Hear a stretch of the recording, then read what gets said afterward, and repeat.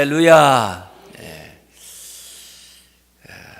요단강 건너가지고 여리고 성 함락하고 가나안을 정복했을 때 하나님께서 이스라엘에게 땅을 나눠주세요. 사실은 산 것도 아니고 자기들이 노력해서 얻은 것도 아닌데 하나님이 주시는 거예요. 그러면서 이 모든 것이 나에게 속한 것이고 내 것이다. 그런데 너희들이 이 땅에서 살 수 있는 권한, 또 이 땅에서 복을 누릴 수 있는 그런 복을 내가 준다. 이제 하나님께서 하시는 겁니다. 그래서 주인은 하나님이시고 그 땅에 들어가는 이스라엘은 자기들이 살아가는 동안 그 땅에서 누리면서 살 수 있는 복을 주셨어요. 그래서 독특하게 그 성경에 나와 있는 땅의 개념은 우리처럼 소유의 개념이기보다는 그 땅에서 살 수 있는 그런 권한을 일정 기간 동안 살아있는 기간 동안 주는 것입니다. 그래서 우리나라 같으면은 토지를 이제 사유하는 이렇게 해서 토지를 많이 가지고 있는 사람도 있고 땅에다가 투자를 하니까 땅값이 올라가기도 하고 또 그걸 통해서 부를 축적하기도 하고 그러는데 그 성경의 토지 개념은 공개념입니다. 사유화가 아니고 공개념. 그래서 이건 하나님께 속한 거고 네가 살아있는 동안 활용하고 사용을 할 수 있는 권한은 주지만 소유권은 인간에게 있지 않고 하나님에게 있다. 이런 개념입니다. 그래서 땅에게 투자하고 땅을 통해서 돈을 벌고 이런 개념이 성경은 없어요. 그런데 이제 땅이 누구 소수의 사람에게 집중되지 않기 위해서 최소한 자기가 살 수 있는 그 땅은 있어야 되기 때문에 지파별로 나눠주고 그 다음에 그 지파에 있는 남성들을 중심으로 해가지고 그 땅을 분배를 해줬습니다. 여성들은 이제 시집을 가기 때문에 여성들 몫까지 나눠주면 어느 집으로 그게 이제 시집 가면서 덧붙여 가게 되면은 땅이 골고루 분배되는데 문제가 있기 때문에 남성들을 이제 그 당시는 또 가부장적인 사회이기도 하고 그러니까 남성들을 중심으로 해가지고 땅이 상속돼 내려가게 하고 그 땅을 판다 할지라도 다시 희년이 되면은 원 소유주로 이제 돌아오게 하고 또 그 희년이 되기 전이라도 살아야 되니까 그 땅을 판 사람 그 가까운 친척이 그 땅을 다시 구매를 해가지고 원래 그 소유주가 그 땅에서 살 수 있도록 그렇게 해주는 그런 법들이 구약에 나와 있는 겁니다. 그래서 땅의 독점을 막고 또 땅의 그 유출도 다른 데로 없어지는 것도 막는 그런 법이 희년법이 있고 그 다음에 여기 그 기업 미루는 법이 있습니다. 그래서 기업 미루는 것은 어떤 사람이 잘못하거나 또 무슨 가정에 일이 있어서 그 땅을 다른 사람의 소유로 넘기게 됐을 때 가장 가까운 친족이 그 사람을 위해서 그 땅을 다시 되사가지고 그들이 살 수 있도록 그렇게 만들어주는 겁니다. 물론 50년 지나서 희년이 되면 돌아오지만 그때까지 기다리면서 살 수가 없기 때문에 그 전에라도 그 남은 기간의 값을 지불하고 사주는 것이 이제 기업 무르는 것의 법입니다. 그래서 레위기 25장 23절에서 25절까지 보면 토지를 영구히 팔지 말 것은 토지는 다 내 것임이라 하나님께서 말씀하는 거예요. 너희는 거류민이요. 토지는 하나님 거고 우리는 거류민, 이 세상에 잠시 살다가 가는 나그네라 그 말이죠. 너는 거류민이요 동거하는 자로서 나와 함께 있느니라. 너희 기업에 온 땅에서 그 토지 무르기를 허락할지니 만일 너의 형제가 가난하여 그의 기업 중에서 얼마를 팔았으면 그에게 가까운 기업 물을 자가 와서 그의 형제의 판 것을 물을 것이요. 이렇게 되어 있습니다. 그래서 이 토지라고 하는 것이 굉장히 중요하고 또 삶의 기본이 되기 때문에 이 토지를 물려주기 위해서 여성들은 남편이 죽었거나 아들이 없으면 그러면 토지가 없잖아요.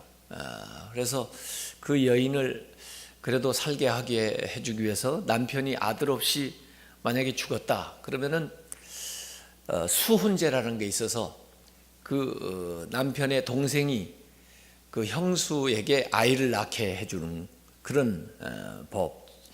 요새로 말하면 좀 이상한 거지만은 왜냐하면 삶의 기반이 있어야 되니까 아들이 있어서 그 아들의 몫으로 땅이 상속이 되게 되고 그래야 그 어머니도 그 아들 때문에 살 수 있기 때문에 그런 수혼제라는 게 있었어요. 그래서 형님을 위해서 형수를 위해서 아이를 낳게 해주는.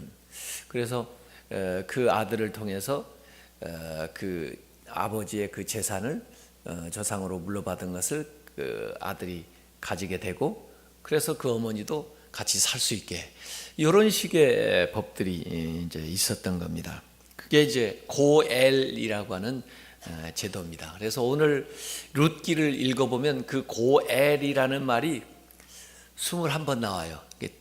4장까지밖에 없는데 85절에 21번 나온다고요. 이게 굉장히 많이 나오는 거죠. 4절에 한 번씩 나오는 편이에요. 이렇게 나오는데 그 고엘이라는 것을 잘 알아야 됩니다. 그러니까 이 나오미의 남편 엘리멜렉이 원래 베들레헴에 살면서 자기의 땅이 있었는데 흉년 만나고 자기가 모압으로 가면서 그 땅을 다른 사람한테 팔아버린 거죠. 그리고는 그걸 가지고 모압에 갔는데 역시 거기 가서 망했죠. 쫄딱 망했습니다. 경제적으로만 어려워진 게 아니고 자기도 죽고 아들 둘까지 다 죽어서 여인들만 3사람이 남게 된 거 아니에요.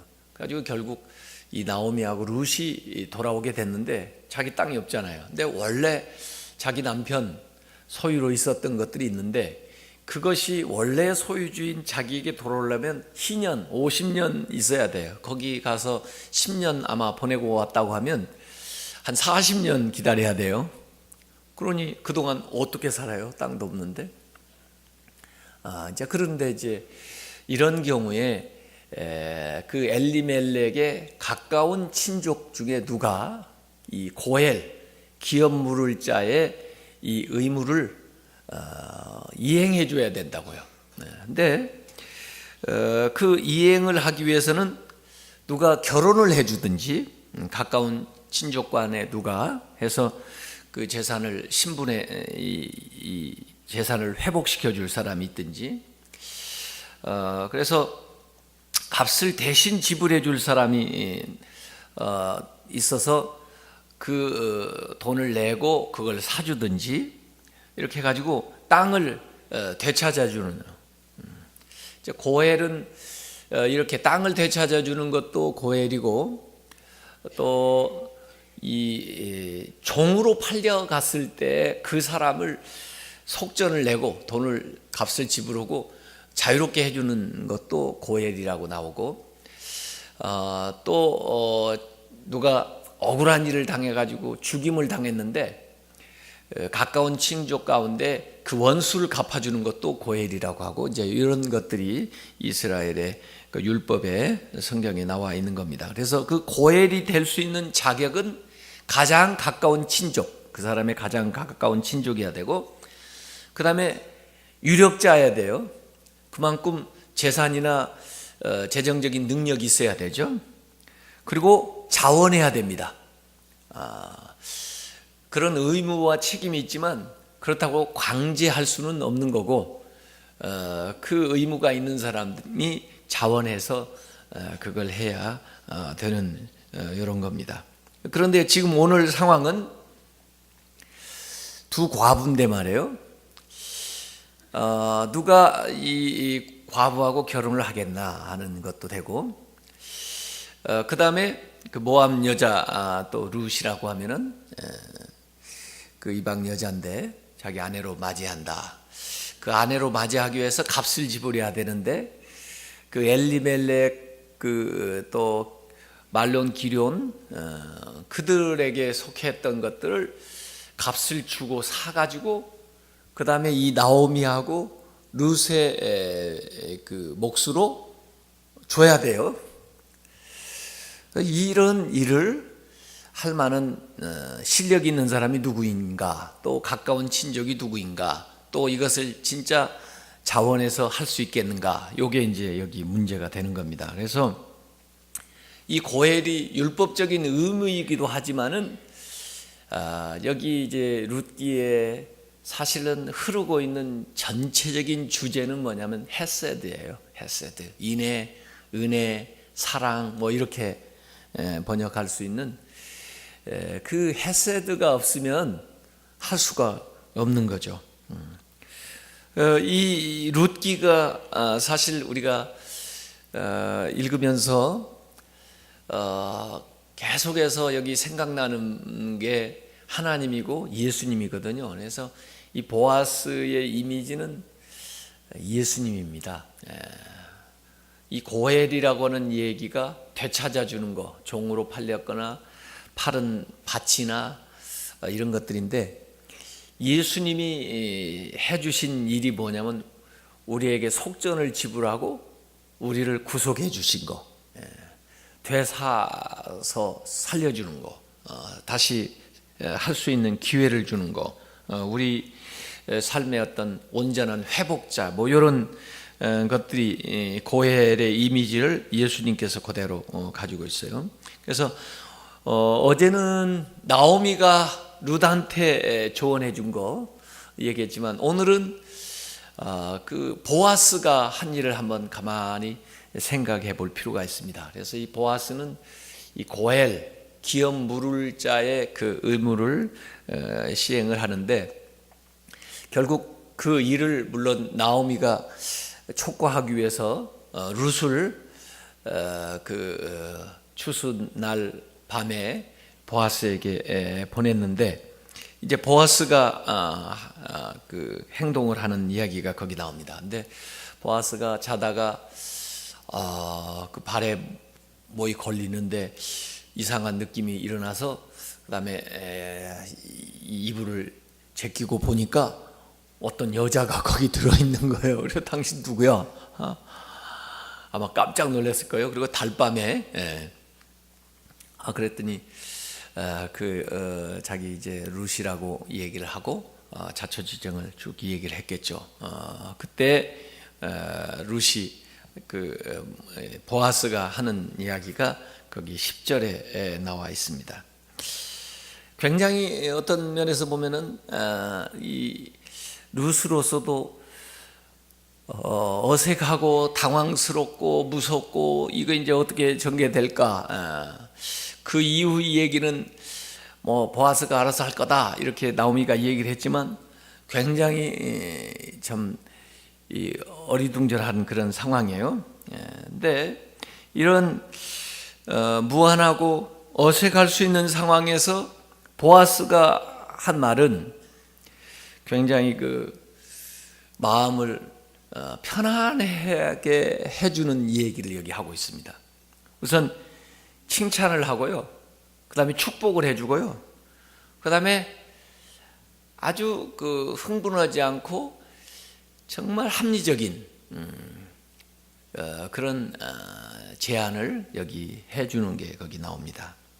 내 딸아 그러잖아요. 일단 이 보아스가 이 룻을 부를 때 내 딸아 그래요.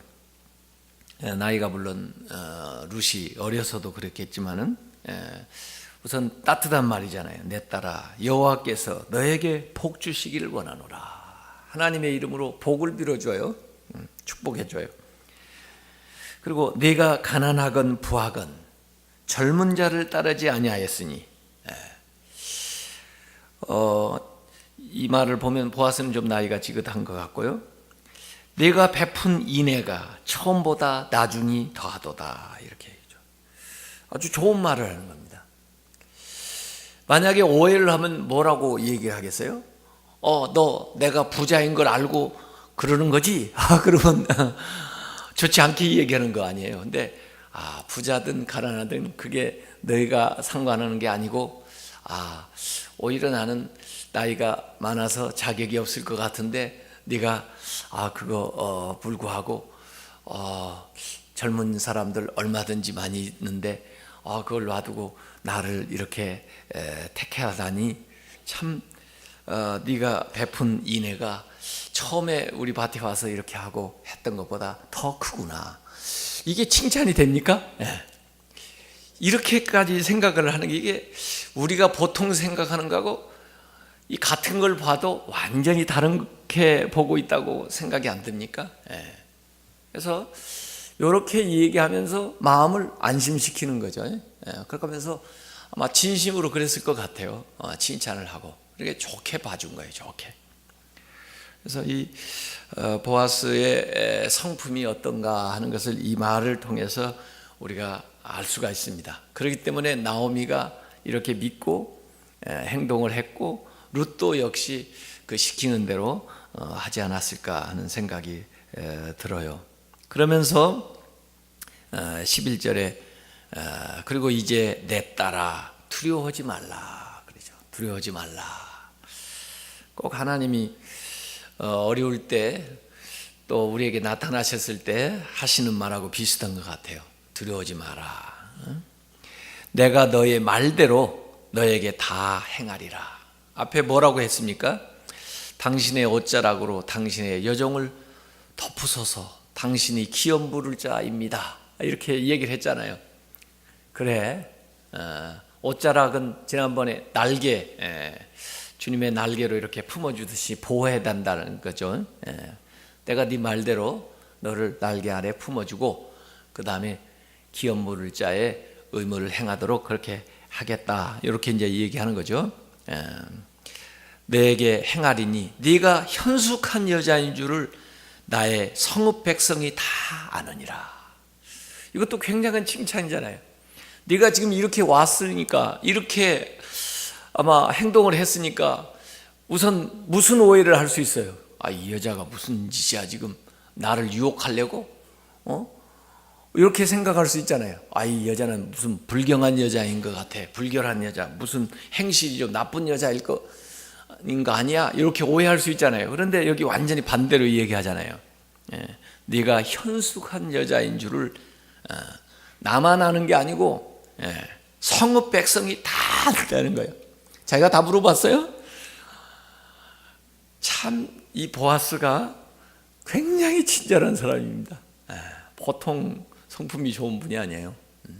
내가 이렇게 행동했다고 해서 부끄러워하거나 그렇게 또 무서워할 거 없어. 다 알아. 내가 현숙한 년이라는 거. 그럼에도 불구하고 이렇게 할 수밖에 없는 그런 절박한 거, 그런 처지를 잘 안다. 그래서 그걸 내가 이제 해결해 주겠다, 이제 그런 얘기입니다. 그래서 마음을 아주 편안하게 만들어 줍니다. 여러분들이 누구한테 부탁이 있어가지고 좀 아쉬워서 갔는데 그러지 않아도 마음이 참 불편하고 어떻게 얘기해야 될지를 모르겠는데 거기다 대고 그냥 불편한 얘기를 해보세요. 그러면 어디로 도망가야 되나, 어디로 숨어야 되나, 막 그런 그 상황이 있죠. 근데 아주 마음을 편안하게, 부담스럽게 왔는데 그래, 참 그걸 내가 미리 알아서 했었어야 되는데 이렇게 오게끔 만들어서 오히려 내가 더 미안하네. 그 얼마나 힘들어. 그 사정이 뭐야. 내가 할 수 있는 대로 한번 해볼게. 이렇게 얘기를 하면은 부탁을 하고 갔다가 마음이 얼마나 편안해지고 그냥 감사해요. 이제 그런 상황이에요. 그러면서 이제 한 가지, 아마 룻이 생각을 못한 문제일 수도 있고 이 보아스가 아는 이야기를 하는 겁니다. 그런데 사실은 기업 물르는 거 그거 해야 되는데 나보다 더 가까운 친족이 한 사람 더 있어. 엘리멜렉한테 그 아무개가 있는데 사실은 법으로 따지면 그 사람한테 먼저 물어봐야 돼. 그래서 그 사람이 한다고 하면 그 사람이 이행을 하는 것이고 그 다음에 두 번째가 나야.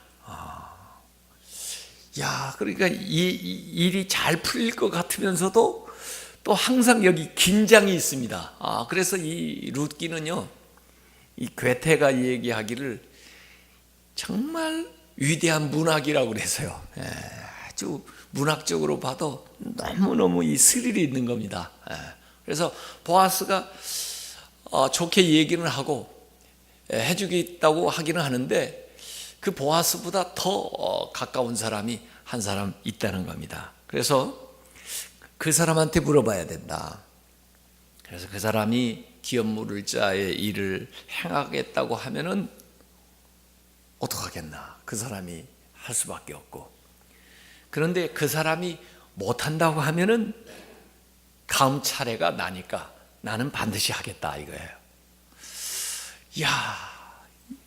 그러니까 물론 책임을 진다는 얘기를 합니다. 여기 3장 13절을 여러분이 가만히 읽어보시면요, 여기 보아스의 말에 책임이라는 말이 몇 번 나오는지를 한번 딱 세보세요. 이 밤에 여기에 머물라. 아침에 그가 기업 물을 자의 책임을 너에게 이행하려 하면 좋으니 그가 그 기업 물을 자의 책임을 행할 것이니라. 만일 그가 그 기업 물을 자의 책임을 너에게 이행하기를 기뻐하지 아니하면 여호와께서 살아계심을 두고 맹세하노니, 자기가 여기서 맹세하는 겁니다.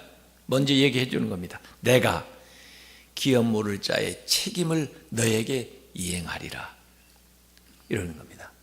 그러니까 뭐라고 하나요? 안전한 건 이제 보아스가 하는 겁니다.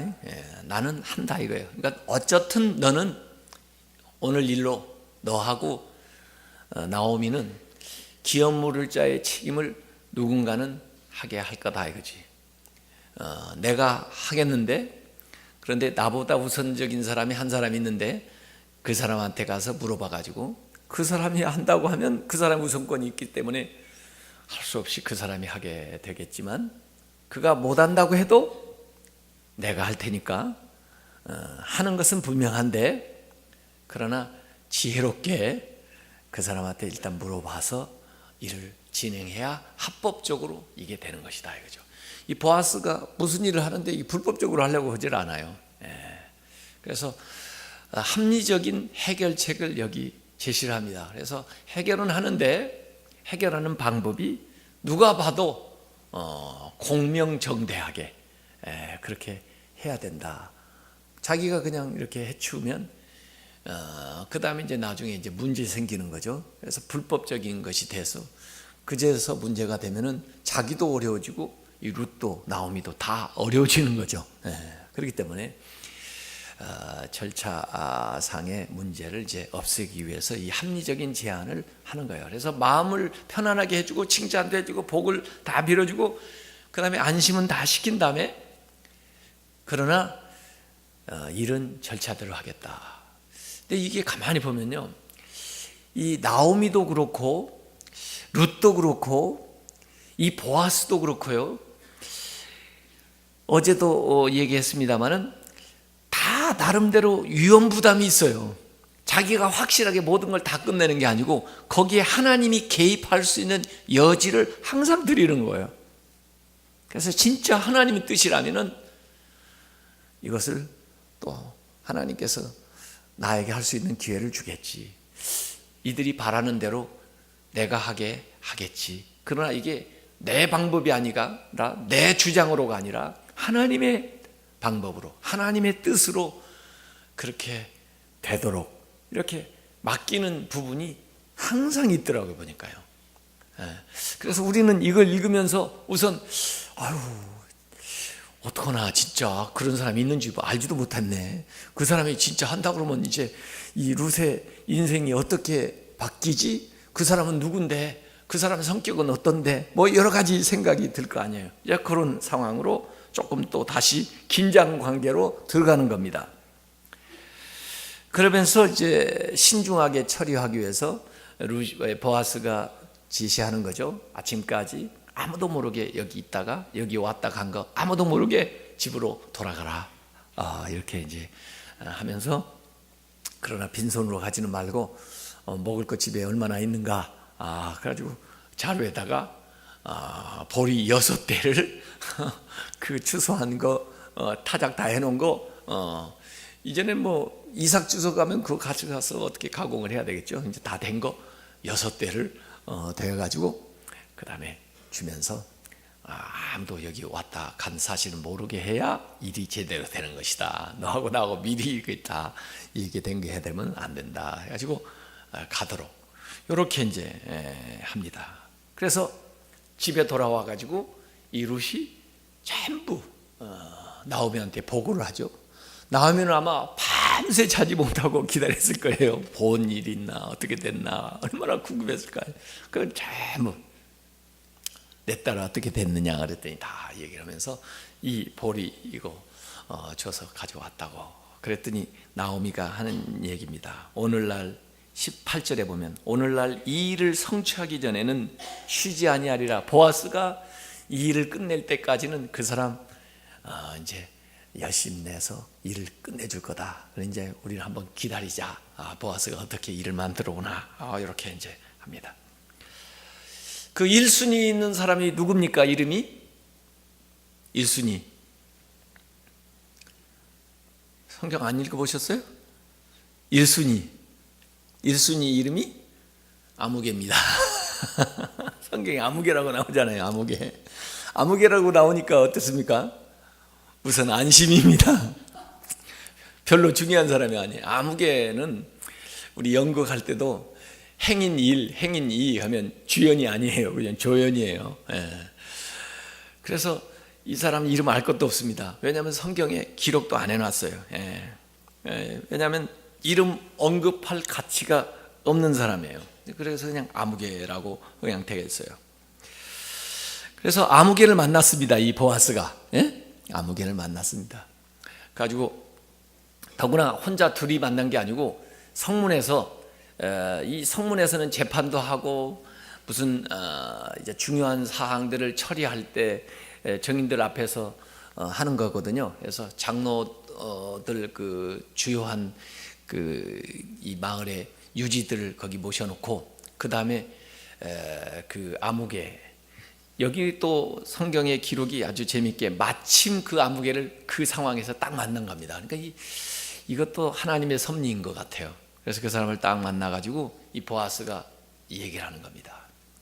잘 보세요. 보아스는 준비하고 온 사람이고 이 사람은 그냥 지나가다가 만난 겁니다. 아무 준비 없이 무슨 영문인지도 모르고 지나는 사람이에요. 이 사람을 딱 붙들고 여보게, 그 엘리멜렉 가족이 여기 돌아온 거 아나? 그들이 아무 땅도 없이 저렇게 어렵게 두 과부가 지내는데 땅을 그 다시 되사 가지고 물려주는 책임을 해야 될 거 아닌가? 근데 자네가 1순위야. 그거 알고 있나? 그거 해야 되지 않나? 하고 이 얘기를 한 겁니다. 그랬더니 이 사람이 처음에는 아무 생각 없이 그래? 그럼 내가 하지. 그런 거예요. 그 얘기를 딱 들으면 우리가 가슴이 덜컹하잖아요. 이 사람이 안 한다고 그래야 되는데. 그래 내가 물르지. 그런 거예요. 그래? 당신 지금 물은다고 그랬어. 근데 물은다고 하는 게 어떻게 되는 건지 알아? 그 과부, 그 모압에서 온 여자하고 결혼해야 돼. 그리고 그 나오미 책임져야 돼. 그리고 그 집 이제 아이 나면은 그 재산이 그 아들로 물려줘야 되는 거야. 그러면서 그 의무에 대한 설명을 자세히 하는 거예요. 보아스가. 그랬더니 그러면 나 재산이 손해가 나잖아. 자기 이게 이제 재산이 손실이 나는 것이 딱 되는 거예요. 이게 계산을 딱 하는 겁니다. 그래서 처음에는 쉽게 대답을 했는데 그 전통적으로 구약의 그 언약의 어떤 법, 이 자비의 법에 따라서 고헬의 의무를 해보려고 했는데 하려고 보니까 이게 자원해야 되거든요. 근데 손해가 나거든 자기한테. 이기적으로 생각을 해요. 그래서 이 성경을 가만히 보면은 이기적으로 생각한 사람들이 다 탈락합니다. 오르바도 그렇고 자기를 위해 생각한 사람, 룻은 여기 어머니를 생각하면서 여기까지 따라오죠. 그래서 룻하고 오르바가 다 갈라지는 게 그겁니다. 이 룻은 작은 아들 와이프예요. 오르바는 큰 아들 와이프고, 그런데 거기에서 이렇게 갈라지는 겁니다. 누가 그걸 이어 내려가는가가. 여기 1순위가 그 아무개예요. 2순위가 보아스예요. 근데 이 1순위가 자기 이익을 딱 생각하니까 손해날 것 같거든요. 그래서 분명히 거기 그렇게 이야기했습니다. 나한테 손해가 있을까 해요. 나는 못하겠다 그래요. 이 6절에 기업 물을 자가 이르되 나는 내 기업에 손해가 있을까 하여 나를 위하여 물으지 못하겠노니 내가 물을 것을 네가 물으라. 나는 물으지 못하겠노라. 이렇게 얘기를 합니다.